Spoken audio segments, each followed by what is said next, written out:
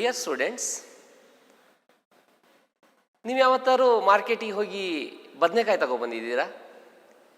ಮಾರ್ಕೆಟಿಗೆ ಹೋಗ್ಬಿಟ್ಟು, ತರಕಾರಿ ಮಾರ್ಕೆಟಿಗೆ ಹೋಗ್ಬಿಟ್ಟು 1 kg ಬದನೆಕಾಯಿ ಕೊಡಪ್ಪ ಅಂತ ಹೇಳಿ ತರಕಾರಿಯವ್ರನ್ನ ಹತ್ರ ಕೇಳಿದರೆ ನಾವು, ಅವನು ರಾಶಿಯಲ್ಲಿ ಬುಟ್ಟಿಯಲ್ಲಿರೋ 1 kg ಬದನೆಕಾಯನ್ನು ಹಾಕಿ ತೂಕ ಮಾಡಿ ಕೊಡ್ತಾನೆ. ನೀವು ಮನೆಗೆ ಬಂದು ನೋಡಿ ಈ ಬದನೆಕಾಯನ್ನು ಕಟ್ ಮಾಡಿ ನೋಡಿದರೆ, ಈ ಬದನೆಕಾಯಲ್ಲಿ ಸಣ್ಣ ಸಣ್ಣ ರಂಧ್ರ ಇರ್ತದೆ. ಅರ್ಧದಷ್ಟು ಬದನೆಕಾಯಿ ಯೂಸ್ ಮಾಡೋಕ್ಕೆ ಬರೋದಿಲ್ಲ. ಅರ್ಧದಷ್ಟು ಬದನೆಕಾಯಿಗಳನ್ನು ಯೂಸ್ ಮಾಡಲಿಕ್ಕೆ ಬರೋದಿಲ್ಲ. ನಾವು ನೋಡಿ, ಇದರಲ್ಲಿ ಕ್ಲೀನಾಗಿ ನೀವು ಅಬ್ಸರ್ವ್ ಮಾಡಿದರೆ ಚಿಕ್ಕ ಚಿಕ್ಕ ರಂಧ್ರಗಳಿರ್ತದೆ. ಇದನ್ನು ಕತ್ತರಿಸಿ ನೋಡಿದರೆ ಹುಳ ಇರ್ತದೆ, ಸಣ್ಣ ಸಣ್ಣ ವರ್ಮ್ ಇರ್ತದೆ. ಅರ್ಧದಷ್ಟು ಬದನೆಕಾಯಿ ಯೂಸ್ ಮಾಡೋಕ್ಕೆ ಬರೋದಿಲ್ಲ. ಅದು ಈ ಮಳೆಗಾಲದಲ್ಲಂತೂ ಅರ್ಧಕ್ಕರ್ಧ ಹಾಳಾಗೋಗ್ಬಿಟ್ಟಿರ್ತದೆ. ಏನು ಮಾಡೋದು? ಇಂಥ ಬದನೆಕಾಯಿಗಳನ್ನು ಅವಾಯ್ಡ್ ಮಾಡೋದು ಹೇಗೆ? ಮಾರ್ಕೆಟಿಗೆ ಹೋಗಿ ಬದನೆಕಾಯಿ ಆರಿಸೋದು ಅಷ್ಟು ಸುಲಭನಾ? ಕಾಲೇಜಲ್ಲಿ ಪಾಠ ಮಾಡಿದಷ್ಟು ಕೂತ್ಕೊಂಡು ಪಾಠ ಕೇಳಿದಷ್ಟು ಸುಲಭನಾ ಬದನೆಕಾಯಿ ಆರಿಸೋದು? ಇಲ್ಲ, ಬಹಳ ಕ್ಲೀನಾಗಿ ಅಬ್ಸರ್ವ್ ಮಾಡಬೇಕಾಗ್ತದೆ. ತರಕಾರಿಯವನ ಹತ್ರ ಸಡನ್ನಾಗಿ 1 kg ತರಕಾರಿ ಇದು ಬದನೆಕಾಯಿ ಕೊಟ್ಬಿಡು ಅಂದರೆ ಆರಿಸಿ ಕೊಟ್ಬಿಡ್ತಾನೆ. ಹೀಗೆ ಇದ್ದಿದ್ದು ರಾಶಿಯಲ್ಲಿ ಕೊಟ್ಬಿಡ್ತಾನೆ ಅವನು. ನಾವು ಕ್ಲೀನಾಗಿ ಒಂದೊಂದೇ ಹಿಡಿದು ಅಬ್ಸರ್ವ್ ಮಾಡಬೇಕಾಗ್ತದೆ. ಒಂದೊಂದೇ ಬದನೆಕಾಯಿಯಲ್ಲಿ ಎಲ್ಲಿ ರಂಧ್ರ ಇದೆ, ಇಲ್ಲಿದೆಯಾ ಅಲ್ಲಿದೆಯಾ, ಆ ಕಲರ್ಲಿ ರಂಧ್ರನೇ ಕಾಣೋದಿಲ್ಲ, ಒಳಗಡೆ ವರ್ಮ್ ಇರ್ತದೆ. ಸೊ ಫ್ರೂಟ್ ಬೋರರ್ ಏನು ಮಾಡ್ತದೆ, ಅದನ್ನು ಕೊರಿತಾ ಹೋಗ್ತದೆ. ಕಾಯಿ ಕೊರಕ ಹುಳ ಅಂತ ಹೇಳಿ ಕರಿತೇವೆ. ಸಣ್ಣ ವರ್ಮ್ ಇದನ್ನು ಕತ್ತರಿಸ್ತಾ ಹೋಗ್ತದೆ, ಇದನ್ನು ಒಳಗಡೆ ಫೀಡ್ ಮಾಡ್ತಾ ಹೋಗ್ತದೆ. ಸಣ್ಣ ವರ್ಮ್ ಅಟ್ಯಾಕ್ ಮಾಡ್ತದೆ, ಇದ್ರ ಮೇಲೆ ವರ್ಮ್ ಅಟ್ಯಾಕ್ ಮಾಡ್ತದೆ. ಆದರೆ ಒಂದು ದಿನ ನಾವೇನು ಮಾಡ್ತೇವೆ, ಆರಿಸದೆ ಬದನೆಕಾಯಿಯನ್ನು ತಗೊಳ್ಳುವಂಥ ದಿನ ಬಂದಿದೆ. ಈಗಾಗಲೇ ಬಂದುಬಿಟ್ಟಿದೆ ಆ ದಿನ. ಇವತ್ತು ಜೀನ್ ಮಾಡಿಫಿಕೇಶನ್ ಟೆಕ್ನಿಕ್ ಏನಿದೆ, ಜೆನೆಟಿಕ್ ಇಂಜಿನಿಯರಿಂಗ್ ಟೆಕ್ನಿಕ್ ಏನಿದೆ, ಈ ಟೆಕ್ನಿಕನ್ನು ಯೂಸ್ ಮಾಡಿ ನಾವು ಜೆನೆಟಿಕಲಿ ಮಾಡಿಫೈಡ್ ಆರ್ಗ್ಯಾನಿಸಮನ್ನು ಪ್ರೊಡ್ಯೂಸ್ ಮಾಡಿದ್ದೇವೆ. ಇವತ್ತು ನೀವು ಮಾರ್ಕೆಟಿಗೆ ಹೋಗಿ ಬದನೆಕಾಯನ್ನು ಆರಿಸೋದು ಬೇಡ. ಇನ್ನು ಬಂದಿಲ್ಲ ನಮ್ಮ ಸಾಗರ ಮಾರ್ಕೆಟಿಗೆ. ಆದರೆ ಬದನೆಕಾಯನ್ನು ಆರಿಸೋದು ಬೇಡ. ಹಾಗೆ ಒಂದು ರಾಶಿಯಲ್ಲಿ 1 ಬದನೆಕಾಯನ್ನು ತಗೋಬಹುದು. ಯಾವುದೇ ವರ್ಮ್ ಇರೋದಿಲ್ಲ, ಈ ಹುಳ ಒಂದು ಕೊರೆದಿರೋದಿಲ್ಲ, ಬದನೆಕಾಯನ್ನು ಹಾಳು ಮಾಡಿರೋದಿಲ್ಲ. ಅಂಥ ಒಂದು ರೆಸಿಸ್ಟೆಂಟ್ ವೆರೈಟಿಯನ್ನು ತಯಾರು ಮಾಡಿದ್ದೇವೆ. ಈ ಬದನೆಕಾಯಿ ಬೆಳಿಬೇಕಾದ್ರೆ ರೈತ ಏನು ಮಾಡ್ತಾನೆ, ಸಾಕಷ್ಟು ದೊಡ್ಡ ಪ್ರಮಾಣದಲ್ಲಿ ಪೆಸ್ಟಿಸೈಡನ್ನು, ಇನ್ಸೆಕ್ಟಿಸೈಡನ್ನು ಸ್ಪ್ರೇ ಮಾಡ್ತಾನೆ. ಸುಮ್ಮನೆ ಬೆಳೆಯೋದಿಲ್ಲ ಇದು, ಆದರೂ ಕೂಡ ಅಟ್ಯಾಕ್ ಮಾಡ್ತದೆ. ಇಷ್ಟೊಂದು excess use of chemical fertiliser ಮತ್ತು ಕೆಮಿಕಲ್ ಪೆಸ್ಟಿಸೈಡ್, ಇನ್ಸೆಕ್ಟಿಸೈಡ್ ಯೂಸ್ ಮಾಡೋದ್ರಿಂದ ಟೆಕ್ಸ್ಚರ್ ಹಾಳಾಗ್ತದೆ, ವಾಟರ್ ಕ್ವಾಲಿಟಿ ಹಾಳಾಗ್ತದೆ, ಸಾಯಿಲ್ ಟೆಕ್ಸ್ಚರ್ ಹಾಳಾಗ್ತದೆ. ಇಡೀ ಈಕೋಸಿಸ್ಟಮನ್ನು ಹಾಳು ಮಾಡ್ತಾ ಬರ್ತೇವೆ. ಆದರೆ ಇವತ್ತೊಂದು ದಿವಸ ಬಂದಿದೆ, ನಾವು ಬಯೋಟೆಕ್ನಾಲಜಿಯನ್ನು ಯೂಸ್ ಮಾಡಿಕೊಂಡು, ಜೆನೆಟಿಕ್ ಇಂಜಿನಿಯರಿಂಗ್ ಮೆಥಡನ್ನು ಯೂಸ್ ಮಾಡಿಕೊಂಡು ಜೆನೆಟಿಕಲಿ ಮಾಡಿಫೈಡ್ ಆರ್ಗ್ಯಾನಿಸಮನ್ನು ರೆಡಿ ಮಾಡ್ತಾ ಇದ್ದೇವೆ. GMO plant, GMO genetically modified organisms. ಈ ಜೆನೆಟಿಕಲಿ ಮಾಡಿಫೈಡ್ ಆರ್ಗ್ಯಾನಿಸಮಲ್ಲಿ ನಾವು ಏನೂ ಮಾಡೋದು ಬೇಡ. ಬದನೆಕಾಯಿ ನ್ಯಾಚುರಲ್ ಆಗಿ ಬೆಳೀತದೆ. ಇನ್ಸೆಕ್ಟಿಸೈಡ್ ಹೊಡೆಯೋದು ಬೇಡ, ಪೆಸ್ಟಿಸೈಡ್ ಹೊಡೆಯೋದು ಬೇಡ, ಯಾವುದೇ ವರ್ಮ್ ಬಂದು ಅಟ್ಯಾಕ್ ಮಾಡೋದಿಲ್ಲ. ಹೇಗೆ ಮಾಡಿದ್ದೇವೆ ಹಾಗಾದರೆ? ಈ ಜೆನೆಟಿಕ್ ಇಂಜಿನಿಯರಿಂಗ್ ಮೆಥಡಲ್ಲಿ ಹೇಗೆ ಮಾಡಿದ್ದೇವೆ? So have to discuss the chapter number 12 in 2nd PU biology, that is the biotechnology and its application. Chapter number 12, biotechnology. Biotechnology and its applications. Applications. How to produce this BT brinjal? A variety called BT brinjal. BT stands for Bacillus thuringiensis. BT stands for Bacillus thuringiensis.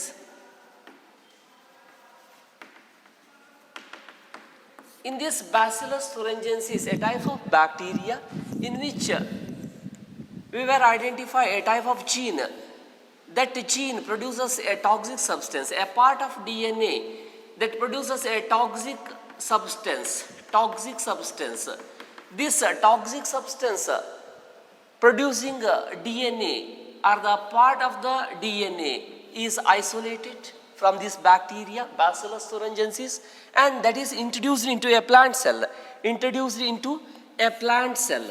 So this plant cell, the plant cell of brinjal. This is the plant cell of brinjal. It's having its own DNA material. So by using the vector, we have to introduce this foreign DNA or alien DNA from Bacillus thuringiensis. So that is toxic protein producing DNA fragment. This DNA is introduced by using the vector. It incorporates to its genome. Then it produces a type of protein called cryprotein. Cryprotein, a crystalline protein, a toxic protein that exists in protoxin form. So when it goes to the insect gut, I will expand the insect gut. So when it feeds, when you introduce this DNA, it produces the cryprotein. From the cell, we can grow a complete plant of brinjal. So this brinjal plant, the brinjal plant grows and produces flowers, fruit. So all such cells that contain the transgenic gene, transformed gene, which produces the toxic protein, the cryprotein. So the cell of this fruit, the brinjal fruit, also contain the toxic gene.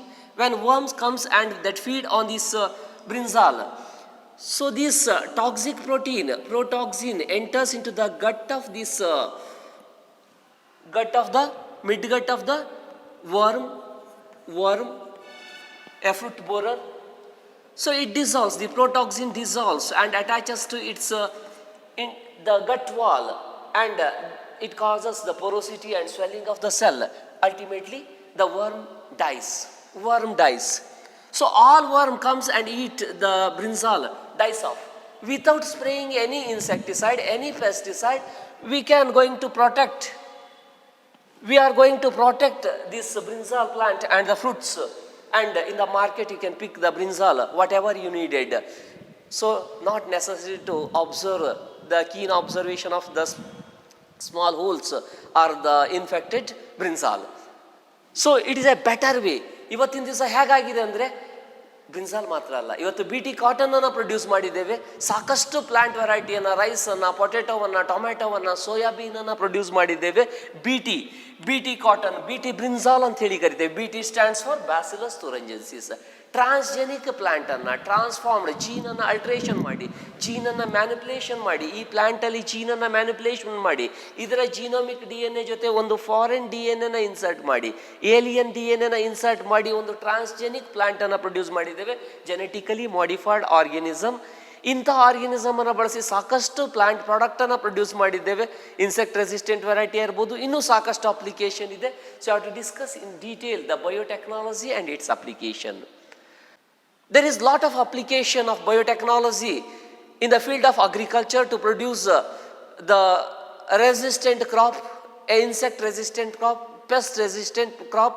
Such genetically engineered crop, modified crop for the production of agriculture product, and also the application in the field of medicine, in the production of the therapeutics, a bioremediation, a new method of waste management, waste treatment and energy production. In different industrial process, we are applying the biotechnology. But a critical area of research in the biotechnological process is to produce the best catalyst to modify the organism or the cell in the form of a microbes or pure enzymes. And the second important critical area of its research is to provide optimal condition to produce such a best catalyst. So by using the genetic engineering technique, so to provide such an optimal condition which produces the best catalyst. And the third important area of research is a downstream processing.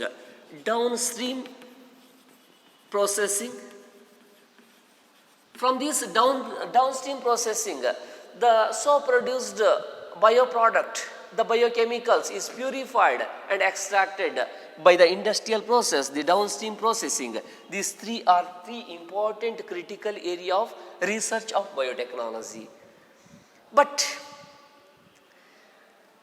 after the Green Revolution, the food production is enhanced, that is tripled its productivity. 3 ಪಟ್ಟು ಜಾಸ್ತಿ ಆಗಿದೆ. Green revolution ಅಂತ food production 3 ಪಟ್ಟು ಜಾಸ್ತಿ ಆಗಿದೆ. Agricultural application ಏನಿದೆ ಹಾಗಾದರೆ? ಬಯೋಟೆಕ್ನಾಲಜಿಯ application ಏನಿದೆ? ಅಗ್ರಿಕಲ್ಚರ್ ಫೀಲ್ಡಲ್ಲಿ ಇದರ ಅಪ್ಲಿಕೇಶನ್ ಯಾವ ರೀತಿ ಇದೆ ಇದನ್ನು ಡೀಟೇಲ್ ಆಗಿ ಸ್ಟಡಿ ಮಾಡುವ. ನಾನು ಹೇಳಿದೆ ಮೆಡಿಸಿನಲ್ಲಿ ಫಾರ್ಮಾಸ್ಯೂಟಿಕಲ್ ಇಂಡಸ್ಟ್ರಿ ಇರ್ಬೋದು, ಔಷಧಿ ತಯಾರಿಕಾ ಘಟಕ ಇರ್ಬೋದು, ಅಥವಾ ಮೆಡಿಸಿನ್ ಪ್ರೊಡಕ್ಷನ್ ಇರ್ಬೋದು, ಮೆಡಿಸಿನಲ್ ಡ್ರಗ್ ಇರ್ಬೋದು, ಸಾಕಷ್ಟು ಕಾಂಟ್ರಿಬ್ಯೂಷನ್ ಇದೆ. Gene therapy, monoclonal antibody, lot of application. ದೊಡ್ಡ ಪ್ರಮಾಣದಲ್ಲಿ ಜೀನ್ ಪ್ರಾಡಕ್ಟ್ ಅನ್ನು ಕೂಡ ಪ್ರೊಡ್ಯೂಸ್ ಮಾಡ್ತಾ ಇದ್ದೇವೆ. We have to study detail one by one. In this video we have to discuss in detail the application of biotechnology in the field of agriculture. In the field of agriculture. What are the biotechnological application in the field of agriculture? After the Green Revolution, the food production is tripled, enhanced, double or tripled to its original production. ಇವತ್ತು ಬೆಳೀತಾ ಇರುವಂಥ ಜನಸಂಖ್ಯೆ ನೋಡ್ಬೋದು, crores together population ಆಗಿದೆ. 700 ಕೋಟಿ 800 ಕೋಟಿ total world population increase ಆಗ್ತಾ ಇದೆ. 136 140 ಕೋಟಿ ಇಂಡಿಯನ್ ಪಾಪ್ಯುಲೇಷನ್ ಜನಸಂಖ್ಯೆ ಏರ್ತಾ ಇದೆ ಇವತ್ತು. ಇಷ್ಟೊಂದು ಗ್ರೋವಿಂಗ್ ಪಾಪ್ಯುಲೇಷನ್ಲಿ, ಫಾಸ್ಟ್ ಗ್ರೋವಿಂಗ್ ಪಾಪ್ಯುಲೇಷನ್ಲಿ ಸ್ವಾತಂತ್ರ್ಯ ಬರಬೇಕಾದ್ರೆ, ಇಂಡಿಯಾಗೆ ಇಂಡಿಪೆಂಡೆನ್ಸ್ ಬರಬೇಕಾದ್ರೆ 1947ರಲ್ಲಿ ಬರೀ 30 ಕೋಟಿ ಜನಸಂಖ್ಯೆ ಇರುವಂಥ ಇಂಡಿಯನ್ ಪಾಪ್ಯುಲೇಷನ್ ಇವತ್ತು ಎಷ್ಟಾಗಿದೆ? 136 ಕೋಟಿ ಜನಸಂಖ್ಯೆ ಆಗಿದೆ. ಇಷ್ಟೊಂದು ಫಾಸ್ಟಾಗಿ ಗ್ರೋ ಆಗ್ತಾ ಇದೆ, ಸುಮಾರು 4 ಪಟ್ಟು ಜಾಸ್ತಿ ಆಗಿದೆ. ಇಷ್ಟು 4 ಪಟ್ಟು ಫಾಸ್ಟ್ ಆಗಿ ಗ್ರೌತ್ ಆಗಿದೆ ಕಳೆದ 70 ವರ್ಷದಿಂದ. ಇಷ್ಟು ಫಾಸ್ಟಾಗಿ ಡೆವಲಪ್ ಆಗಿರುವಂಥ ಜನಸಂಖ್ಯೆಗೆ ಫೀಡ್ ಮಾಡೋದು ಅಷ್ಟು ಸುಲಭನ? ಊಟ ಹಾಕೋದು ಅಷ್ಟು ಸುಲಭನ? ಕನ್ವೆನ್ಷನಲ್ ಮೆಥಡನ್ನು ಯೂಸ್ ಮಾಡ್ತಾ ಇದ್ವಿ ನಾವು. ಕನ್ವೆನ್ಷನಲ್ ಮೆಥಡನ್ನು ಯಾವುದೇ ರೀತಿ ಮೆಥಡನ್ನು ಯೂಸ್ ಮಾಡಿದರೂ ಕೂಡ ಇಂಪ್ರೂವ್ಮೆಂಟ್ ಆಫ್ ಕ್ರಾಪ್ ಇರ್ಬೋದು, ಅಥವಾ conventional method of organic farm ಇರ್ಬೋದು, ಯಾವುದೇ ಅಗ್ರೋಕೆಮಿಕಲ್ ಬೇಸ್ಡ್ ಇರ್ಬೋದು, ಪೆಸ್ಟಿಸೈಡ್ ಇರ್ಬೋದು, ಇನ್ಸೆಕ್ಟಿಸೈಡ್ ಇರ್ಬೋದು, ಇದನ್ನು ಯೂಸ್ ಮಾಡಿದರೂ ಕೂಡ ಅಷ್ಟೊಂದು ಗ್ರೋವಿಂಗ್ ಪಾಪ್ಯುಲೇಷನ್ಗೆ ಮೀಟ್ ಮಾಡೋಕ್ಕೆ ಆಗ್ತಾ ಇಲ್ಲ. ನಾವು ಈಗ ಯೂಸ್ ಮಾಡಿರುವಂಥ technically agrochemical based technique, agrochemical based agriculture technique, which uses the chemical fertilizers and the use of pesticide and insecticide to improve the crop plant and the production of food. And the second important method of agriculture is organic farming, organic method of agriculture. And the third area is the genetic engineering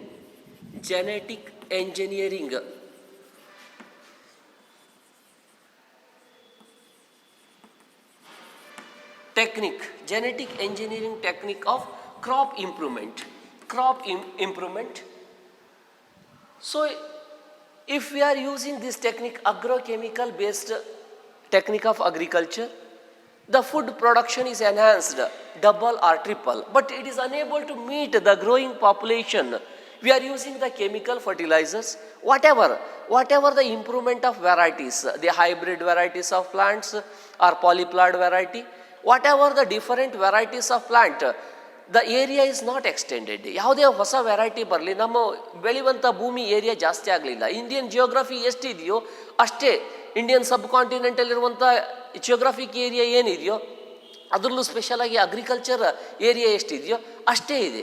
ಅದು ಜಾಸ್ತಿ ಆಗಲಿಲ್ಲ, area ಜಾಸ್ತಿ ಆಗಲಿಲ್ಲ. ನಾವು ಜಾಸ್ತಿ ಬೇಲಿ ಹಾಕ್ಕೊಂಡಿರ್ಬೋದು forest ಏರಿಯಾಗೆ, ಆದರೆ ನಮ್ಮ ಅಗ್ರಿಕಲ್ಚರ್ ಫೀಲ್ಡ್ ಏನಿದೆ ಅದರ ಏರಿಯಾ ಜಾಸ್ತಿ ಆಗಲಿಲ್ಲ, ಅಷ್ಟೇ ಇದೆ. ಅದರಲ್ಲಿ ಎಷ್ಟು ಮ್ಯಾಕ್ಸಿಮಮ್ ಪ್ರೊಡ್ಯೂಸ್ ಮಾಡ್ಬೋದು?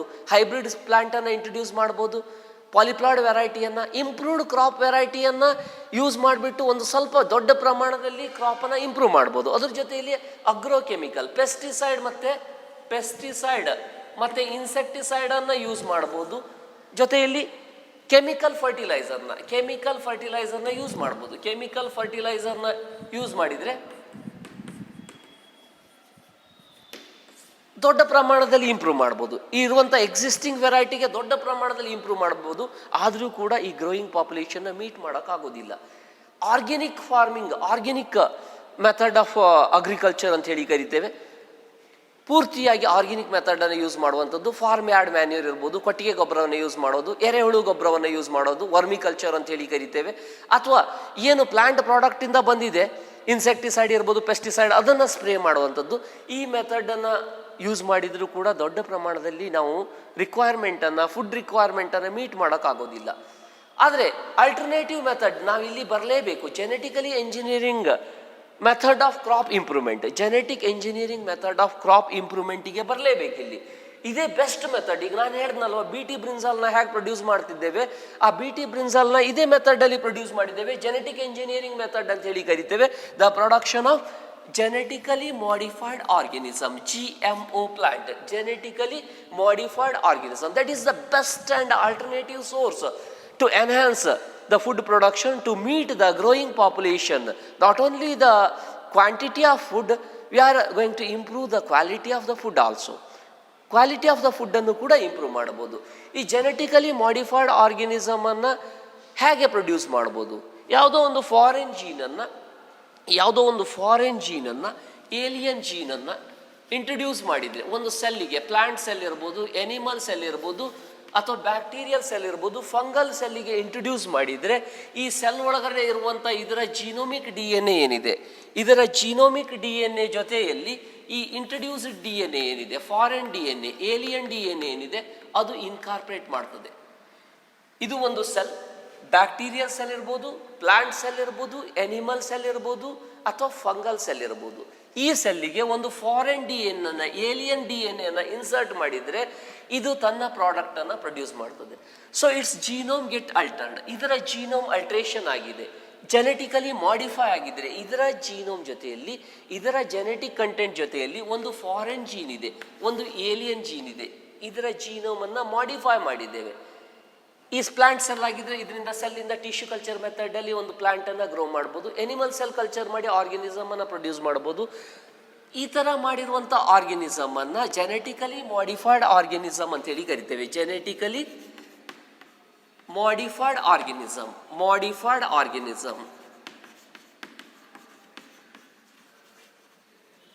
So that is called GMO, genetically modified organism. It may be a genetically modified bacteria, a microorganism, a genetically modified fungi, a genetically modified plant, that is called transgenic plant, or genetically modified animal, transgenic animal. Gene gets altered, transformed, transgenic organism. So by using this method, how we are going to improve the crop plants in the field of agriculture? What are the contribution or the genetically modified organisms are produced by using the method of genetic engineering? So we are producing such a type of crop plants which can tolerate the abiotic stresses. To provide such genetically modified crop plants which tolerate the abiotic stresses. It may be cold, drought, salt, heat, etc. ಯಾವುದೋ ಒಂದು plant ಇಲ್ಲಿ ಮಲೆನಾಡಲ್ಲಿ ಬೆಳೀತದೆ, ಬಯಲು ಸೀಮೆಯಲ್ಲಿ ಬೆಳೆಯೋದಿಲ್ಲ, ಅಥವಾ ಮರುಭೂಮಿಯಲ್ಲಿ ಬೆಳೆಯೋದಿಲ್ಲ. ಇಲ್ಲಿರುವಂಥ ಪ್ಲಾಂಟ್, ಮಲೆನಾಡಲ್ಲಿ ಬೆಳೆಯುವಂಥ ಪ್ಲಾಂಟನ್ನು ನಾವು ಇವತ್ತು ಡೆಸರ್ಟಲ್ಲಿ ಬೆಳೆಯುವಂಗೆ ಮಾಡಬೇಕು. ವಾಟರ್ ಸ್ಕ್ಯಾರ್ಸಿಟಿ ಇರುವಂಥ ಏರಿಯಾದಲ್ಲಿ ಬೆಳೆಯುವಂತೆ ಮಾಡ್ಬೋದು. ಒಂದು ಜೀನನ್ನು, ಸ್ಪೆಸಿಫಿಕ್ ಜೀನನ್ನು, ಡ್ರಾಟ್ ರೆಸಿಸ್ಟೆಂಟ್ ವೆರೈಟಿಯನ್ನು, ಅಕ್ಸಿರಿಕ್ ಕಂಡೀಷನ್ಗೆ ಅಡಾಪ್ಟ್ ಆಗಿರುವಂಥ ಒಂದು ಜೀನನ್ನು ನಮ್ಮ ಲೋಕಲ್ ವೆರೈಟಿಗೆ, ಮೀಸೋಫೈಟಿಕ್ ವೆರೈಟಿಗೆ ಇಂಟ್ರೊಡ್ಯೂಸ್ ಮಾಡಿದರೆ ನಾವು ಅಂಥ ಒಂದು ಪ್ಲಾಂಟ್ ವೆರೈಟಿಯನ್ನು, ಕ್ರಾಪ್ ವೆರೈಟಿಯನ್ನು ಪ್ರೊಡ್ಯೂಸ್ ಮಾಡ್ಬೋದು. That can grow easily in the the xeric condition, that can easily grow in the desert, even in the water scarce area. So scarcity of water area in the arid zone also. Okay, not only this, some plants are growing in the cold areas, cold countries. Can we grow the apple in Sagar? ಇವತ್ತು ಕಾಶ್ಮೀರದಲ್ಲಿ ಬೆಳೆಯುವಂಥ ಆ್ಯಪಲನ್ನು ಸಾಗರದಲ್ಲಿ ಯಾಕೆ ಬೆಳೆಯೋಕ್ಕಾಗೋದಿಲ್ಲ? ಒಂದು cold ಕ್ಲೈಮೇಟ್ಗೆ adapt ಆಗಿದೆ. ಒಂದು specific ಜೀನನ್ನು identify ಮಾಡಿ, ಐಸೋಲೇಟ್ ಮಾಡಿ, ಅದನ್ನು ಪ್ಲಾಂಟಿಗೆ ಇಂಟ್ರೊಡ್ಯೂಸ್ ಮಾಡಿದರೆ that can grow in the mesophytic area, in the ಸಾಗರ್ ಆಲ್ಸೋ. ನಾಳೆ ಒಂದು ದಿವಸ ಬರ್ಬೋದು ಸಾಗರದಲ್ಲೂ ನಾವು ಆ್ಯಪಲನ್ನು ಗ್ರೋ ಮಾಡುವಂಥ ದಿವಸ ಸಾಧ್ಯ ಇದೆ. ಯಾವ ಪ್ಲಾಂಟ್ ಎಲ್ಲಿ ಬೆಳೀತದೆ, ಎಲ್ಲಿ ಬೇಕಾದರೂ ಬೆಳೀಬೋದು. ಆ ಪ್ಲಾಂಟ್ಗಳನ್ನು ಎಲ್ಲಿ ಬೇಕಾದ್ರೂ ಬೆಳೀಬೋದು. ಇಲ್ಲಿ ಏನು ಇಂಡಿಯಾದಲ್ಲಿ, ಇಲ್ಲಿ ಕ್ಲೈಮೇಟಿಕ್ ರೀಜನ್ಲಿ ಏನು ಬೆಳೀತಾ ಇದ್ದೇವೆ, ಅಮೆರಿಕದಲ್ಲಿ ಬೆಳೀಬೋದು. ಅದನ್ನು ಮಾಡಿಫೈ ಮಾಡಿಬಿಟ್ಟು ಯುರೋಪ್ ಏನು ಕಂಟ್ರೀಸಲ್ಲಿ ಏನು ಬೆಳೀತಾ ಇದೆ ಅದನ್ನು ಜೀನ್ ಮಾಡಿಫಿಕೇಷನ್ ಮಾಡಿ ಇಂಡಿಯನ್ ಸಬ್ ಕಾಂಟಿನೆಂಟಲ್ಲಿ ಬೆಳೀಬೋದು. ನಾವು ಯಾವ ಪ್ಲಾಂಟನ್ನು ಕೂಡ ಜೆನೆಟಿಕಲಿ ಮಾಡಿಫೈ ಮಾಡಿ ಬೆಳೀಬೋದು. ಅಂಥ ಒಂದು ಕ್ರಾಪ್ ಪ್ಲಾಂಟನ್ನು, ಅಬಯೋಟಿಕ್ ಸ್ಟ್ರೆಸ್ ಏನಿದೆ, ಒಂದು ಸಾಲ್ಟ್, ಸಾಲ್ಟ್ ರೀಜನ್ಲಿ ಬೆಳೆಯುವಂಥದ್ದನ್ನು, ಕೋಸ್ಟಲ್ ಬೆಲ್ಟಲ್ಲಿ ಬೆಳೆಯುವಂಥದ್ದನ್ನು ಮ್ಯಾಂಗ್ರೂವ್ ಫಾರೆಸ್ಟ್ ಅಂತ ಹೇಳಿ ಕರಿತೇವೆ. ಅಲ್ಲಿ ಬೆಳೆಯುವಂಥ ವೆರೈಟಿ ಏನಿದೆ ಅದನ್ನು ಮಾಡಿಫೈ ಮಾಡಿಬಿಟ್ಟು ಇಲ್ಲಿ ಮೀಸೋಫೈಟಿಕ್ ಅಥವಾ ಝೀರೋಫೈಟಿಕ್ ಎನ್ವೈರ್ಮೆಂಟಲ್ಲಿ ಬೆಳಿಬೋದು. So not only this, the second one reduced reliance on the chemical pesticides.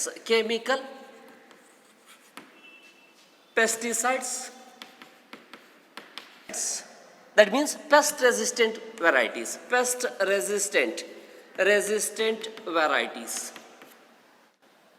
ನಾನು ನಿಮಗೆ ಹೇಳಿದೆ, ಇವತ್ತಿರುವಂಥ ಕ್ರಾಪ್ ಪ್ಲಾಂಟ್ಗಳನ್ನು ಸುಮ್ಮನೆ ಬೆಳೆಯೋಕ್ಕಾಗೋದಿಲ್ಲ. ಪೆಸ್ಟಿಸೈಡ್ಸನ್ನು ಹೊಡಿಬೇಕು, ಇನ್ಸೆಕ್ಟಿಸೈಡನ್ನು ಹೊಡಿಬೇಕು. ನಾವು ತಿನ್ನುವಂಥ ದ್ರಾಕ್ಷಿ ಬೋರ್ಡಾಕ್ಸ್ ಮಿಕ್ಸ್ಚರ್ ಏನು ಹೊಡಿತಾರೆ, ಅದಕ್ಕೆ ಪ್ರತಿ 15 ಡೇಸಿಗೆ ಒಮ್ಮೆ ಹೊಡಿತಾರೆ. 15 ಡೇಸಿಗೆ, ಇಲ್ಲಾಂದರೆ ಬೆಳೆಯೋಕ್ಕೆ ಆಗೋದಿಲ್ಲ. ಅದನ್ನು ನಾವು ಅರೇಕಾನಟ್ಟಿಗೆ ಏನು ಸ್ಪ್ರೇ ಮಾಡ್ತೇವೆ, ಬೋರ್ಡಾಕ್ಸ್ ಮಿಕ್ಸ್ಚರ್ನ ತುತ್ತ ಸುಣ್ಣ ದ್ರಾವಣ ಮಾಡಿ ಏನು ಕರಡು ಹೊಡಿಲೇಬೇಕು, ಇಲ್ಲಾಂದ್ರೆ ಕೊಳೆ ರೋಗ ಬಂದುಬಿಡ್ತದೆ. ಇವತ್ತು ಪೆಸ್ಟನ್ನು ಕ್ರಾಪನ್ನು ಉಳಿಸ್ಕೋಬೇಕಂದ್ರೆ, ಪೆಸ್ಟಿಸೈಡ್ ಮತ್ತು ಇನ್ಸೆಕ್ಟಿಸೈಡನ್ನು ಹೊಡಿಲೇಬೇಕು. ಫಾರ್ಮರ್ ಇದನ್ನು ಹೊಡಿಲೇಬೇಕು, ಇಲ್ಲಾಂದರೆ ಆಗೋದಿಲ್ಲ. ಆದರೆ excess use of pesticide and insecticide, so that creates lot of ecological problem. So it corrode the quality of the soil. It also destroys the texture of the soil. Soil texture na ಹಾಳು ಮಾಡಿಬಿಡ್ತದೆ, water ಕ್ವಾಲಿಟಿಯನ್ನು ಹಾಳು ಮಾಡಿಬಿಡ್ತದೆ, ecosystem ಹಾಳು ಮಾಡಿಬಿಡ್ತದೆ. So when these pesticide, the chemical non-degradable pollutant enters the food chain, that causes the biomagnification that accumulate in different trophic level, causes severe problem. So we have to reduce the chemical pesticide and insecticides, the use of chemical pesticide and insecticides by producing the pest resistant crop variety, genetically engineered crop varieties or transgenic plants. And the third important, to reduce the post harvest losses.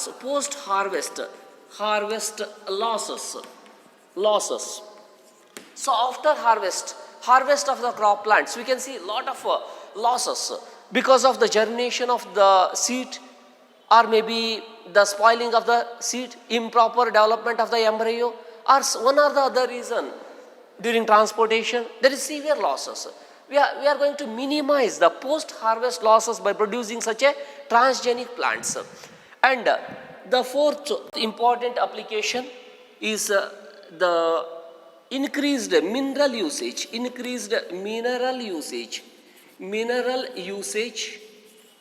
by crop plants. So it prevents early exhaustion of minerals. When the plant is growing,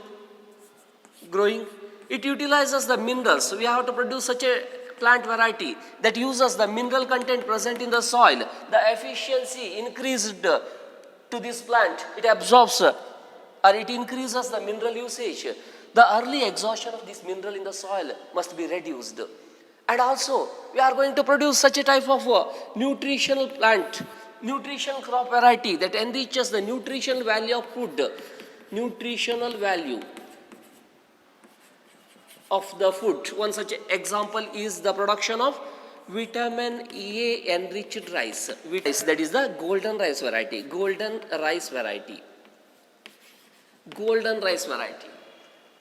It is not gold, real gold. Gold antkobedi, golden rice anta takshana. It is gold for those poor people who are unable to purchase the fruits and vegetables, the poor peoples. ಇವತ್ತು ಎಷ್ಟು ದೊಡ್ಡ ಪ್ರಮಾಣದಲ್ಲಿ ನಾವು food production increase ಮಾಡಿದ್ರು, ಕ್ವಾಲಿಟಿಯಲ್ಲಿ ಅಷ್ಟು ದೊಡ್ಡ ಪ್ರಮಾಣದಲ್ಲಿ increase ಮಾಡೋಕ್ಕಾಗಲಿಲ್ಲ.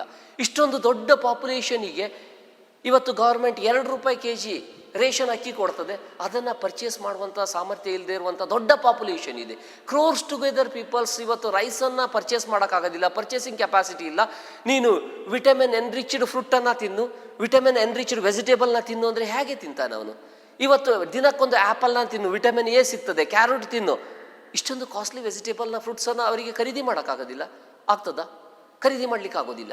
ಯಾಕಂದರೆ crores together population is below poverty line, unable to get the food. 2 ಹೊತ್ತು ಹೊಟ್ಟೆ ತುಂಬ ಊಟ ಮಾಡೋಕ್ಕಾಗೋದಿಲ್ಲ, ಅಂಥ ಜನ ಇದ್ದಾರೆ.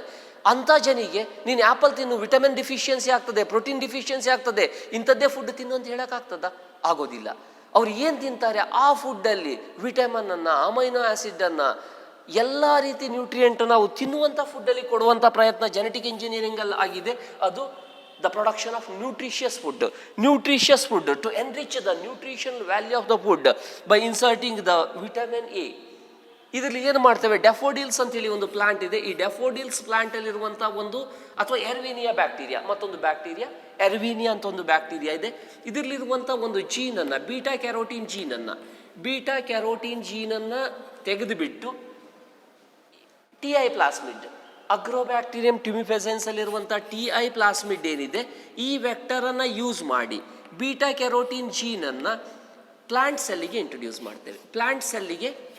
ಮಾಡ್ತೇವೆ. ರೈಸ್ ಎಂಬ್ರಿಯೋಗೆ ಈ ಪ್ಲಾಸ್ಮಿಡ್ RDNA ಇರುವಂಥ ಟಿ ಐ ಪ್ಲಾಸ್ಮಿಡನ್ನು ಮತ್ತು ರೈಸ್ ಎಂಬ್ರಿಯೋವನ್ನು ಒಂದು ಪೆಟ್ರಿ ಪ್ಲೇಟಲ್ಲಿ ಒಟ್ಟಿಗೆ ಕಲ್ಚರ್ ಮಾಡಿದಾಗ ಈ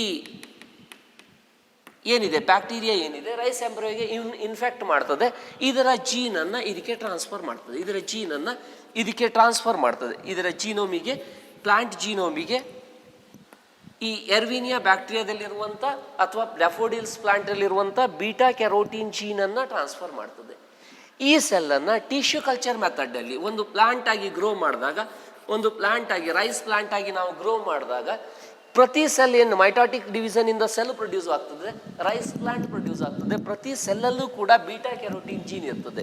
ಯಾವಾಗ ಇದು ಗ್ರೋ ಆಗಿಬಿಟ್ಟು ರೈಸನ್ನು ಪ್ರೊಡ್ಯೂಸ್ ಮಾಡ್ತದೋ, ಈ ಪ್ರತಿ ರೈಸ್ ಸೀಡಲ್ಲಿ ರೈಸ್ ಎಂಡೋಸ್ಪರ್ಮಲ್ಲಿ ಈ ಬೀಟಾ ಕ್ಯಾರೋಟಿನ್ ಜೀನ್ ಇರ್ತದೆ. It produces such a type of rice variety that is the golden rice, vitamin enriched rice, that is the gold for poor people who are unable to purchase the costly vegetables and fruits. In addition, the tailor-made varieties of GMO plant used an alternative source for industries in the supplying of the starch, fuels, pharmaceuticals. So these are all applications in the field of agriculture. So I have to study the production of BT cotton in detail.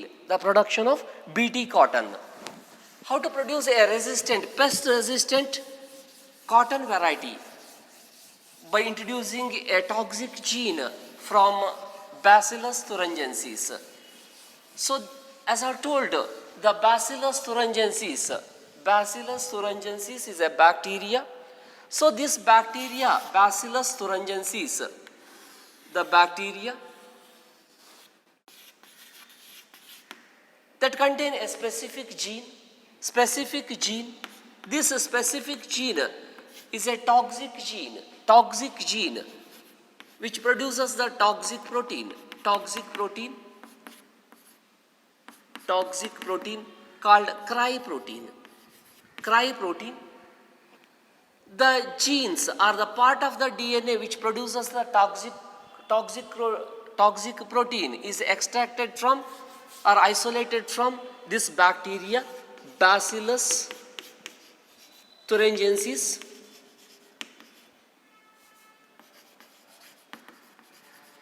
From Bacillus thuringiensis, we have to isolate this toxic DNA.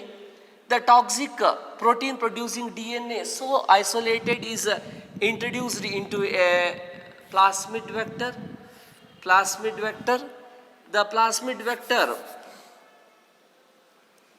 is a vector that is present in Agrobacterium tumefaciens, a TI plasmid.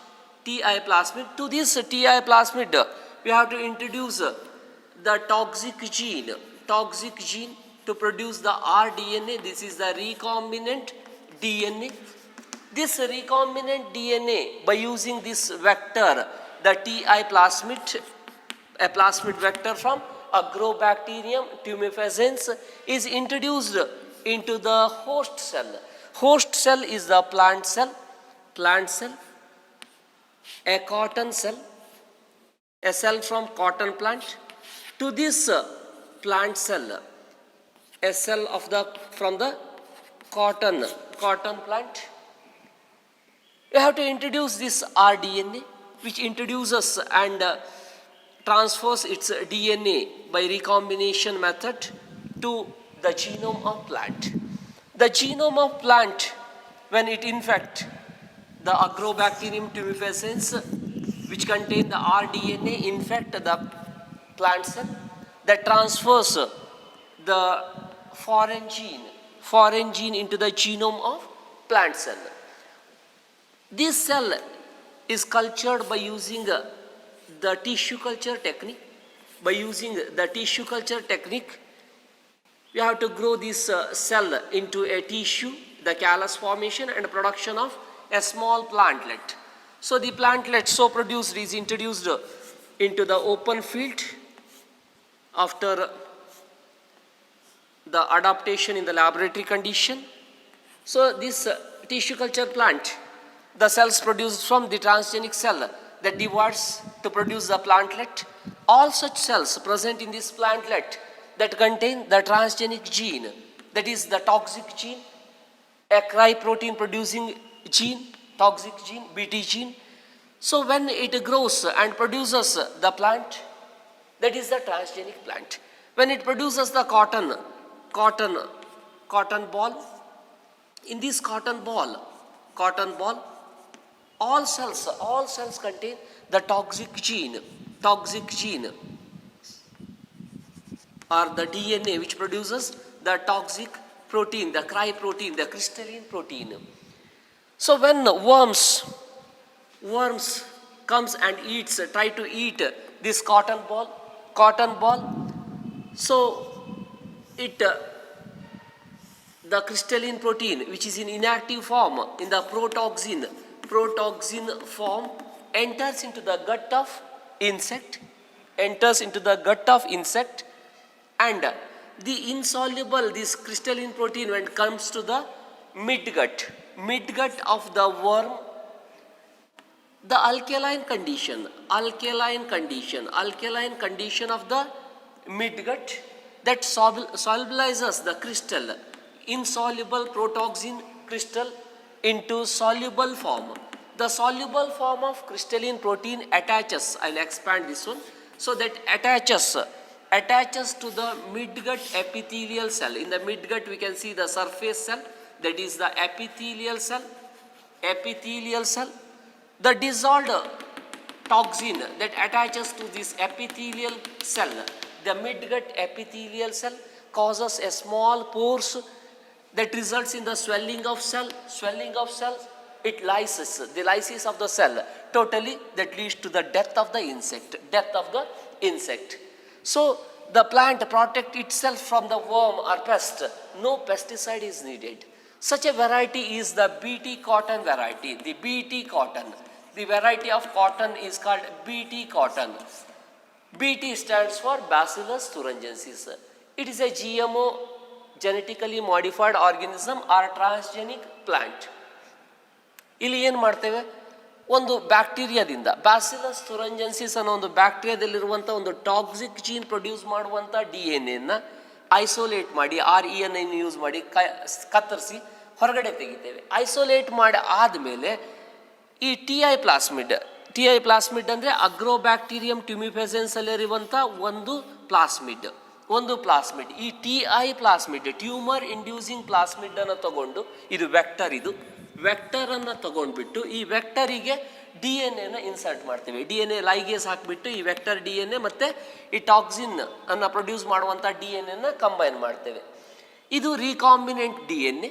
ಇದನ್ನು RDNA ಅಂತೇಳಿ ಕರಿತೇವೆ. RDNA ಅಂತೇಳಿ ಕರಿತೇವೆ. ಈ RDNA ಮತ್ತೆ ಒಂದು ಹೋಸ್ಟಿಗೆ introduce ಮಾಡ್ತೇವೆ. ಅಗ್ರೋಬ್ಯಾಕ್ಟೀರಿಯಂ ಟ್ಯುಮಿಫೆಸೆನ್ಸಿಗೆ introduce ಮಾಡಿಬಿಟ್ಟು ಹೋಸ್ಟ್ ಬ್ಯಾಕ್ಟೀರಿಯಾವನ್ನು, ಅಗ್ರೋಬ್ಯಾಕ್ಟೀರಿಯಂ ಟ್ಯುಮಿಫೆಸೆನ್ಸ್ ವಿಚ್ ಕಂಟೈನ್ RDNA ಇರುವಂಥ ಅಗ್ರೋಬ್ಯಾಕ್ಟೀರಿಯಂ ಟ್ಯುಮಿಫೆಸೆನ್ಸ್ ಅನ್ನು ಪ್ಲಾಂಟ್ ಸೆಲ್ಲಿಗೆ ಇನ್ಫೆಕ್ಟ್ ಮಾಡ್ತೇವೆ. ಕಾಟನ್ ಸೆಲ್ಲಿಗೆ ಮೆರಿಸ್ಟಮ್ಯಾಟಿಕ್ ಸೆಲ್ ಆಗಿರಬೇಕು, ಇದು ಡಿವೈಡಿಂಗ್ ಸೆಲ್ ಆಗಿರಬೇಕು. ಈ ಡಿವೈಡಿಂಗ್ ಸೆಲ್ಲಿಗೆ ಇನ್ಫೆಕ್ಟ್ ಮಾಡಿದಾಗ ಇದರಲ್ಲಿರುವಂಥ ಜೀನನ್ನು, DNA ಟ್ರಾನ್ಸ್ಫರ್ ಮಾಡಿ ಅದನ್ನು ರೀಕಾಂಬಿನೇಷನ್ ಮೆಥಡಲ್ಲಿ ತನ್ನ ಜೀನೋಮಿಗೆ ಸೇರಿಸ್ಕೊಳ್ತದೆ ಪ್ಲಾಂಟ್ ಸೆಲ್ ಯಾವುದು ಟಾಕ್ಸಿಕ್ DNA ಪ್ರೊಡ್ಯೂಸಿಂಗ್ ಜೀನೋಮನ್ನು ಸೇರಿಸ್ಕೊಳ್ತೋ ಇದು ಟ್ರಾನ್ಸ್ಜೆನಿಕ್ ಸೆಲ್. ಈ ಟ್ರಾನ್ಸ್ಜೆನಿಕ್ ಸೆಲ್ಲನ್ನು ಟಿಶ್ಯೂ ಕಲ್ಚರ್ ಮೆಥಡಲ್ಲಿ, ಸೆಲ್ ಕಲ್ಚರ್ ಮೆಥಡಲ್ಲಿ ನಾವು ಒಂದು ಪ್ಲಾಂಟ್ಲೆಟ್ ಆಗಿ ಗ್ರೋ ಮಾಡಿದರೆ ಇಡೀ ಕಾಟನ್ ಪ್ಲಾಂಟಲ್ಲಿ ಈ ಟಾಕ್ಸಿಕ್ ಜೀನ್ ಟ್ರಾನ್ಸ್ಫರ್ ಆಗ್ತದೆ. ಪ್ರತಿ ಸೆಲ್ಲಲ್ಲೂ ಕೂಡ ಈ ಟಾಕ್ಸಿನನ್ನು ಪ್ರೊಡ್ಯೂಸ್ ಮಾಡುವಂಥ DNA ಟ್ರಾನ್ಸ್ಫರ್ ಆಗ್ತದೆ. ಯಾವಾಗ ಇದು ಹೂ ಬಿಡ್ತದೋ, ಫ್ರೂಟನ್ನು ಬಿಡ್ತದೋ, ಆ ಫ್ರೂಟಿಗೆ ವರ್ಮ್ ಇನ್ಫೆಕ್ಟ್ ಮಾಡೋಕ್ಕೆ ಬಂದಾಗ, ವರ್ಮ್ ಇನ್ಫೆಕ್ಟ್ ಮಾಡಿ ಸೊ ಕಾಟನ್ ಬಾಲ್ ವರ್ಮ್ ಅಂತ ಹೇಳಿ ಕರಿತೇವೆ. ಈ ಕಾಟನ್ ಬಾಲ್ ವರ್ಮ್ ಏನಿದೆ ಇನ್ಫೆಕ್ಟ್ ಮಾಡೋಕ್ಕೆ ಬಂದಾಗ ಅದು ಇದರ ಟಿಶ್ಯೂವನ್ನು ಎಂಗಲ್ಫ್ ಮಾಡಿದಾಗ ಈ ಟಾಕ್ಸಿಕ್ ಪ್ರೋಟೀನ್ ಅದರ ಗಟ್ಟಲ್ಲಿ ಎಂಟ್ರ್ ಆಗ್ತದೆ. ಅದರ ಗಟ್ಟಲ್ಲಿ ಎಂಟ್ರ್ ಆಗ್ತದೆ foregut, midgut and hindgut. foregut, midgut and hindgut. In the midgut region, when the protoxin comes, the crystalline protein that comes at the region of midgut region, the alkaline component that is present in the midgut makes the crystalline protein. Usually protoxin is in insoluble form. ಈ protoxin crystal ಏನಾಗ್ತದೆ insoluble ಫಾರ್ಮಲ್ಲಿ ಇರ್ತದೆ. ಇದು ಮಿಡ್ಗಟ್ alkaline ಕಂಡೀಷನಿಗೆ ಬಂದಾಗ ಸಾಲ್ಯುಬಲೈಸ್ ಆಗ್ತದೆ, ಅಲ್ಲಿ ಕರಗಿ ಹೋಗ್ಬಿಡ್ತದೆ. ಕರಗಿಬಿಟ್ಟು ಇದರ ಎಪಿಥೀಲಿಯಲ್ ಸೆಲ್ಲಿಗೆ ಅಂಟ್ಕೊಳ್ತದೆ. ಈ ಥರ ಎಪಿಥೀಲಿಯಲ್ ಸೆಲ್ಲಿಗೆ ಅಂಟ್ಕೊಂಡಿರುವಂಥ ಈ ಟಾಕ್ಸಿಕ್ ಸಬ್ಸ್ಟೆನ್ಸ್ ಏನಿದೆ ಸಣ್ಣ ಸಣ್ಣ ಪೊರೋಸಿಟಿಯನ್ನು ಕ್ರಿಯೇಟ್ ಮಾಡ್ತದೆ, ಪೋರನ್ನು ಕ್ರಿಯೇಟ್ ಮಾಡ್ತದೆ, ಸೆಲ್ಲನ್ನು ಸ್ವೆಲ್ ಆಗುವಂಗೆ ಮಾಡ್ತದೆ, ಲೈಸ್ ಒಡಿವಾಗೆ ಮಾಡ್ತದೆ. ಇದು ಒಡೆದ್ಬಿಟ್ಟು ಇದರ ಡೈಜೆಸ್ಟಿವ್ ಸಿಸ್ಟಮ್ ಹೋಗ್ಬಿಡ್ತದೆ, ಇಡೀ ವರ್ಮ್ ಸತ್ತು ಹೋಗ್ಬಿಡ್ತದೆ. ಇದು ಪ್ರೊಟೆಕ್ಟ್ ಆಗ್ತದೆ. ಎಷ್ಟೇ ವರ್ಮ್ ಪಾಪ್ಯುಲೇಷನ್ಲಿ ಇದನ್ನು ತಿನ್ನಕ್ಕೆ ಬಂದ ತಕ್ಷಣ ಸತ್ತು ಹೋಗ್ಬಿಡ್ತದೆ. ಯಾವುದೇ ಇನ್ಸೆಕ್ಟಿಸೈಡನ್ನು ಹೊಡೆಯೋದು ಬೇಡ, ಪೆಸ್ಟಿಸೈಡನ್ನು ಹೊಡೆಯೋದು ಬೇಡ, ಈ ಪ್ಲ್ಯಾಂಟನ್ನು ಪ್ರೊಟೆಕ್ಟ್ ಮಾಡ್ಬೋದು. ಆದರೆ ಈ BT ಟಾಕ್ಸಿನ್ ಜೀನ್ ಏನಿದೆ, ಟಾಕ್ಸಿಕ್ ಜೀನನ್ನು ಪ್ರೊಡ್ಯೂಸ್ ಮಾಡೋದು insect specific, insect group specific ಅಂತ ಹೇಳಿ ಕರಿತೇವೆ. So this CRY protein or the BT toxin is introduced to a group of insects called Lepidopterans.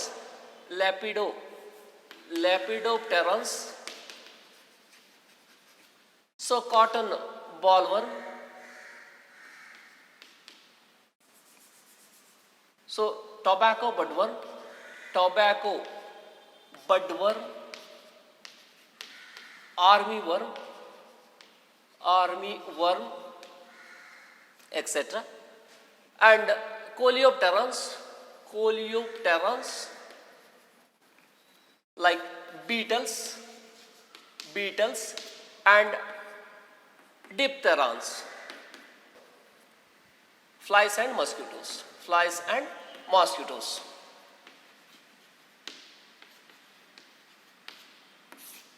So the cry gene, the crystalline gene so produced, the crystalline gene or cry gene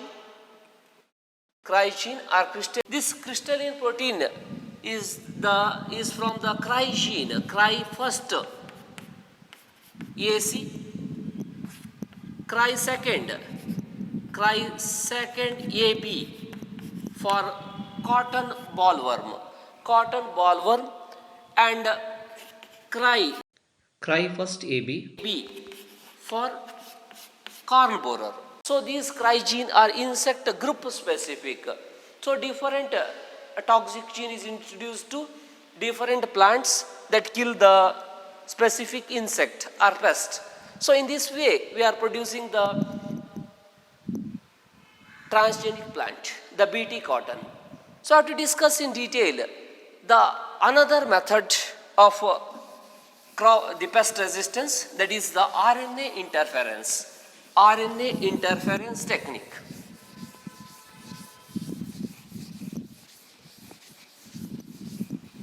What is RNA interference? RNA interference.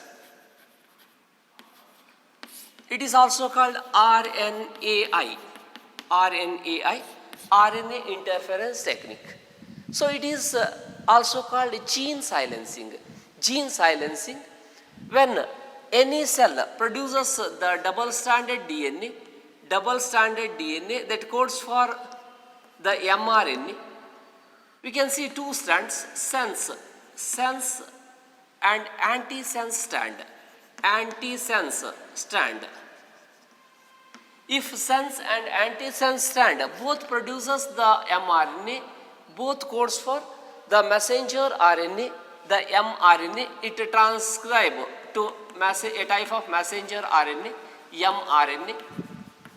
So this sense strand act as a template for the production of mRNA. The complementary nucleotide is inherited to this mRNA. This antisense also produces an mRNA complementary to antisense. But these two strands, the mRNA strands are complementary to one another. So these complementary strands join with one another to form double-stranded RNA. This is a double-stranded RNA. Instead of translation, so it must produce the protein. Instead of producing protein, translation, it gets blocked. It gets blocked. So if a textbook is closed, if a textbook, so this is a textbook, if it is closed, it is a closed textbook. The double-stranded DNA is a closed textbook. It must unwind to produce the mRNA. I can read what is written in this only when I open the book. So it must open and produces the mRNA. That is the reading of this nucleotide. If it is blocked, if it is closed, ಈ ಪುಸ್ತಕ close ಆಗಿದೆ, ನಾನು ಒಳಗಡೆ ಏನೂ ಓದಕ್ಕಾಗೋದಿಲ್ಲ. ಇದು open ಮಾಡಿದ್ರೆ ಮಾತ್ರ ಓದ್ಬೋದು. ಈ ಸಿಂಗಲ್ ಸ್ಟ್ಯಾಂಡರ್ಡ್ mRNA ಪ್ರೋಟೀನ್ ಸಿಂಥಸಿಸ್ಗೆ ಬಂದಾಗ ಏನು ನ್ಯೂಕ್ಲಿಯೋಟೈಡ್ ಇದೆಯೋ ಓದ್ಕೊಂಡು ಇದು ಪ್ರೋಟೀನನ್ನು ಪೆಪ್ಟೈಡ್ ಚೈನನ್ನು ಪ್ರೊಡ್ಯೂಸ್ ಮಾಡಬೇಕು. ಅಕಸ್ಮಾತ್ ಇದು ಕ್ಲೋಸ್ ಆಗಿಬಿಟ್ರೆ, ಕ್ಲೋಸ್ಡ್ ಬುಕ್ ಹೀಗೆ ಓಪನ್ ಮಾಡಿಟ್ರೆ ಓದ್ಬೋದು. ನೀವು ಏನಿದೆ ಓದ್ಬೋದು, ಇದನ್ನು ಕ್ಲೀನಾಗಿ ಓದ್ಬೋದು. ಅಕಸ್ಮಾತ್ ಕ್ಲೋಸ್ ಆದರೆ ಇದು ಓದಕ್ಕಾಗ್ತದ? ಓದಕ್ಕಾಗೋದಿಲ್ಲ. It's a closed book. ಇದು ಒಂದು ಕ್ಲೋಸ್ಡ್ ಬುಕ್ ಈಸ್ ಇವೆರಡು ಸಿಂಗಲ್ ಸ್ಟ್ಯಾಂಡರ್ಡ್ mRNA ಸೇರ್ಕೊಂಡ್ಬಿಟ್ಟು ಡಬಲ್ ಸ್ಟ್ಯಾಂಡರ್ಡ್ RNA ಆಗಿಬಿಡ್ತದೆ. Like a closed book. It can't read. There is no translation, there is no protein synthesis. That protein synthesis is totally blocked. This technique is called RNA interference technique. So how the RNA interference technique is used in the field of agriculture. So in the production of tobacco plant production li ಏನಾಗ್ತದೆ, ಒಂದು tobacco plant grow ಆಗ್ತಾ ಇದೆ, normal ಆಗಿ grow ಆಗ್ತಾ ಇದೆ. ಅಕಸ್ಮಾತ್ ಇದರ root ಸೆಲ್ಲಿಗೆ ಒಂದು ವರ್ಮ್ ಅಟ್ಯಾಕ್ ಆದರೆ, ಒಂದು ವರ್ಮ್ ನಿಮ್ಯಾಟೋಡ್ ಅಟ್ಯಾಕ್ ಮಾಡ್ತದೆ. So ಮ್ಯಾಲೈಡೋಗೈನೆ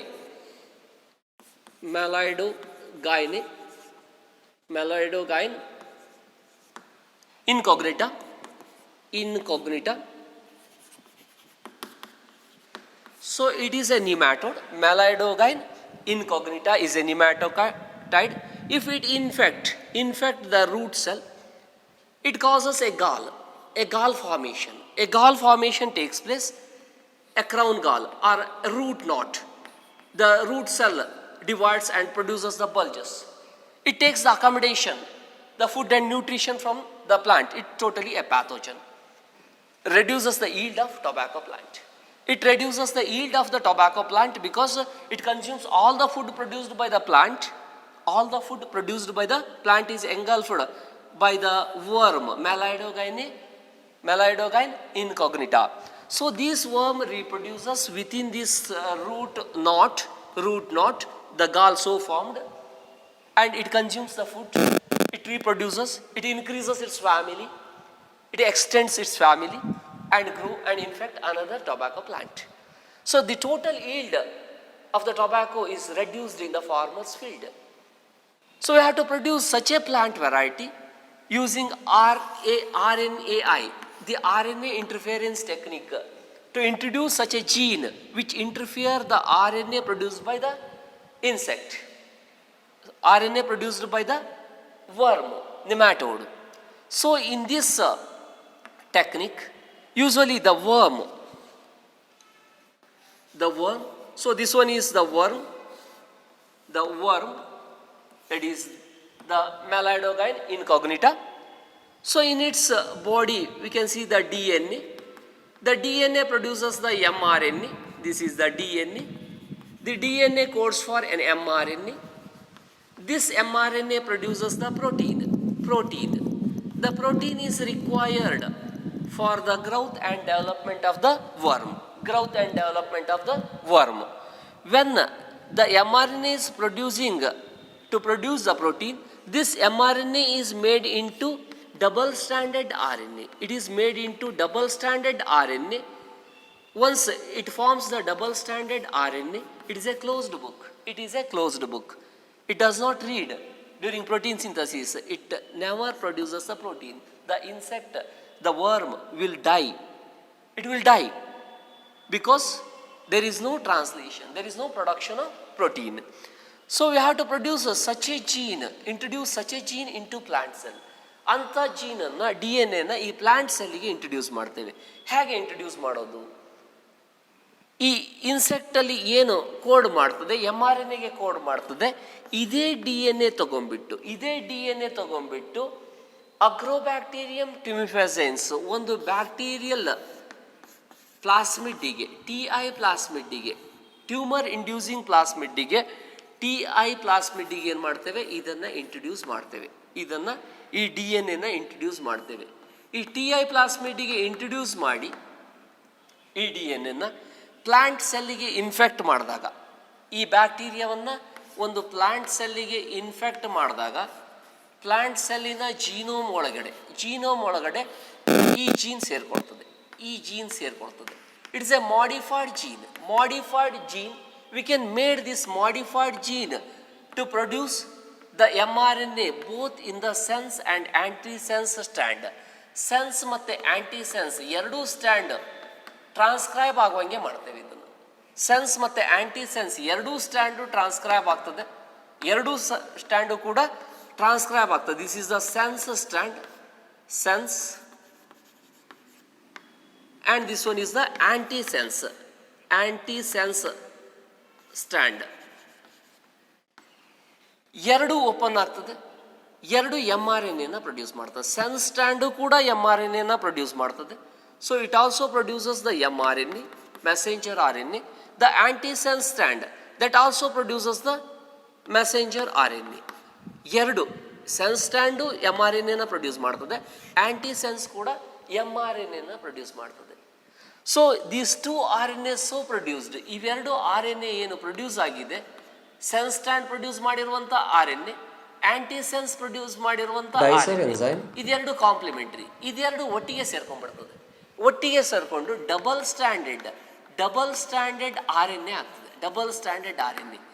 The double stranded RNA so formed with the help of a dicer molecule. With the help of this dicer molecule, it split into smaller fragment. ಇಲ್ಲಿರುವಂಥ dice protein ಏನು ಮಾಡ್ತದೆ, ಸಣ್ಣ ಫ್ರಾಗಮೆಂಟ್ ಆಗಿ hair pin RNA ಅಂತ ಹೇಳಿ ಕರೀತೇವೆ. Small hair pin RNA, small interference RNA, small hair pin RNA, smaller bits ಆಗಿ double standard RNA ಸಣ್ಣ ತುಂಡಾಗಿ ಡೈಸ್ ಪ್ರೋಟೀನ್ ಕಟ್ ಮಾಡಿ ಹಾಕ್ತದೆ. ಈ ಕಟ್ ಮಾಡಿರುವಂಥ siRNA ಏನಿದೆ, ಸ್ಮಾಲ್ ಇಂಟರ್ಫೆರೆನ್ಸ್ RNA, ಇದು ಇನ್ಸೆಕ್ಟ್ ಬಾಡಿ ಒಳಗೆ ಯಾವಾಗ ಈ ಸೆಲ್ಲನ್ನು ಈಟ್ ಮಾಡೋಕ್ಕೆ ಬರ್ತದೆ, ಇದು ಪ್ಲ್ಯಾಂಟ್ ಸೆಲ್ಲನ್ನು ತಿನ್ನೋಕ್ಕೆ ಬರ್ತದೆ. ಈ ಪ್ಲ್ಯಾಂಟ್ ಸೆಲ್ಲನ್ನು ಎಂಗಲ್ಫ್ ಮಾಡೋಕ್ಕೆ ಬಂದಾಗ, ಇದು ಒಳಗಡೆ ಕನ್ಸ್ಯೂಮ್ ಮಾಡಿದಾಗ ಈ ಸ್ಮಾಲ್ ಇಂಟರ್ಫೆರೆನ್ಸ್ RNA siRNA ಏನಿದೆ, ಈ small interference RNA insect body ಒಳಗಡೆ ಬರ್ತದೆ. So siRNA, small interference RNA, ಇದು ಒಳಗಡೆ ಬಂದಾಗ ಇಲ್ಲಿರುವಂಥ ಒಂದು ಪ್ರೋಟೀನ್ ರಿಸ್ಕ್ ಪ್ರೋಟೀನ್ ಅಂತ ಹೇಳಿ ಕರಿತೇವೆ. RISC ರಿಸ್ಕ್ ಪ್ರೋಟೀನ್ ಏನಿದೆ, ಈ ರಿಸ್ಕ್ ಪ್ರೋಟೀನ್ ಏನಿದೆ ಇದು ಸಿಂಗಲ್ ಸ್ಟ್ಯಾಂಡರ್ಡ್ RNA ಆಗಿ ಕನ್ವರ್ಷನ್ ಮಾಡ್ತದೆ. ಈ double standard RNA small RNA nearly 20 to 21 base pairs ಅಷ್ಟೇ ಇರ್ತದೆ. 20 to 22 ಬೇಸ್ ಪೇರ್ಸ್ ಅಷ್ಟೇ ಇರುವಂಥದ್ದು. ಕೆಲವೊಂದಷ್ಟು 1-2-3 ಅನ್ಪೇರ್ಡ್ ಬೇಸ್ ಇರ್ತದೆ. ಓವರ್ ಹ್ಯಾಂಗಿಂಗ್ ಫ್ಯಾಷನಲ್ಲಿ ಅನ್ಪೇರ್ಡ್ ಬೇಸ್ ಇದನ್ನು ಸ್ಪ್ಲಿಟ್ ಮಾಡಿಬಿಡ್ತದೆ. So it forms the single standard RNA. ಇದು ಈ ಸಿಂಗಲ್ ಸ್ಟ್ಯಾಂಡರ್ಡ್ RNA ಏನು ಮಾಡ್ತದೆ, ಈ ಡಬಲ್ ಸ್ಟ್ಯಾಂಡರ್ಡ್ RNA ಆಗಿ ಕನ್ವರ್ಷನ್ ಮಾಡ್ತದೆ. ಹೋಸ್ಟ್ ಈ ವರ್ಮಲ್ಲಿ ಮೆಲೈಡೋಗೈನ್ ಇನ್ಕಾಗ್ನಿಷಿಯಾ, ಈ ವರ್ಮಲ್ಲಿರುವಂಥ ಏನು DNA mRNA ಪ್ರೊಡ್ಯೂಸ್ ಮಾಡ್ತಿತ್ತು, ಆ mRNA ಸಿಂಗಲ್ ಸ್ಟ್ಯಾಂಡರ್ಡ್ RNA, ಆ ಸಿಂಗಲ್ ಸ್ಟ್ಯಾಂಡರ್ಡ್ RNAಗೆ ಈ ಇರುವಂಥ ಸಿಂಗಲ್ ಸ್ಟ್ಯಾಂಡರ್ಡ್ RNA ಬಂದು ಅಟ್ಯಾಚ್ ಆಗ್ತದೆ. ಇದು ಬಂದ ತಕ್ಷಣ ಇದು ಡಬಲ್ ಸ್ಟ್ಯಾಂಡರ್ಡ್ RNA ಆಗಿ ಕನ್ವರ್ಷನ್ ಆಗ್ತದೆ. ಈ ವರ್ಮ್ ಪ್ರೊಡ್ಯೂಸ್ ಮಾಡಿರುವಂಥ mRNA single standard mRNA double standard RNA ಆಗಿ ಕನ್ವರ್ಷನ್ ಆಗ್ತದೆ. ಆವಾಗ ಆಗೋದಿಲ್ಲ. There is no translation, there is no production of protein. The worm dies because there is no growth and development. So in the same way, any worm comes and attacks this plant, the flowers, bud, or maybe leaf, root, stem, any part of it. When it try to consume the tissue of this plant, the small RNA so produced, the small single stranded RNA so produced comes inside the body of the worm. This makes the worm mRNA, single stranded mRNA, into double stranded RNA and blocks the translation. There is no production of protein in the worm. It dies. Okay, in almost all eukaryotic cell that is having the same cellular defense, the source of RNA, double stranded RNA, comes from some viruses that contain double stranded RNA as a genetic material. When this virus infects the eukaryotic cell, it discharges its double stranded RNA. The double stranded RNA is converted into cDNA, complementary DNA, by reverse transcription method. The production of mRNA, the RNA from DNA, is called transcription. It is called transcription. The production of DNA from RNA, that is called reverse transcription. In reverse transcription, it is produced into cDNA, complementary DNA. The complementary single stranded DNA is converted into double stranded DNA. This double stranded DNA incorporates into the genome of the eukaryotic cell, the double stranded DNA. It produces the sense and antisense strand, both codes for mRNA, that forms the double stranded RNA. The double stranded RNA, with the help of DICE protein, is cut into smaller fragments, the small interference RNA. In the same way, the small interference RNA, with the help of RISC protein, that split to produce the single stranded RNA. The single stranded RNA blocks the mRNA produced by the pathogen. Totally blocks the translation process. There is no production of protein. There is no growth and development in the worm. The worm dies. The worm dies. We were discussed about the application of genetic engineering in the field of agriculture by producing the GMO, genetically modified organism, especially the transgenic plant, the production of BT cotton variety, and also we were discussed about RNA interference technique. In the next video, we have to take the application of genetic engineering in the field of medicine. Thank you. Thanks one and all.